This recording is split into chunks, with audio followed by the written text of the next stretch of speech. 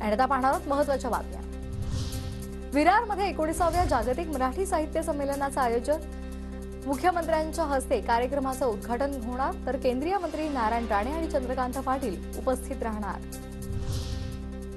15 जानेवारीला मनसे अध्यक्ष राज ठाकरे अलिबागच्या दौऱ्यावर न्हावा प्रकल्पावर पत्रकार परिषद घेणार। महाराष्ट्र भूषण अप्पासाहेब धर्माधिकारी यांचीही राज ठाकरे भेट घेणार। अहमदनगरमध्ये खासदार सुजय विखे पाटील यांच्या घर सजावटीच्या स्पर्धेचं आयोजन। पहिल्या 3 विजेत्यांच्या कुटुंबातील दोघांना विखे पाटील विमानातून प्रभू श्रीरामाचं दर्शन घडवणार।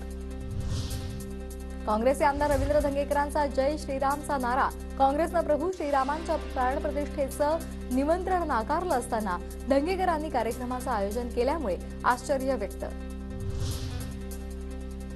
विविध व्यावसायिक अभ्यासक्रमांसाठी होणाऱ्या 16 सीईटींच्या तात्पुरत्या तारखा जाहीर। सीईटी सेलच्या वेबसाईटवर ऑनलाईन नोंदणी सुरू। शिक्षक नियुक्तीमध्ये अनियमितता आढळल्यास मान्यता रद्द करा। शालेय शिक्षण विभागाचे क्षेत्रीय कार्यालयाला आदेश। राज्यातील विद्यापीठांच्या कुलगुरू निवड प्रक्रियेवरून माजी व्यवस्थापन परिषदेच्या सदस्यांचं राज्यपालांना पत्र।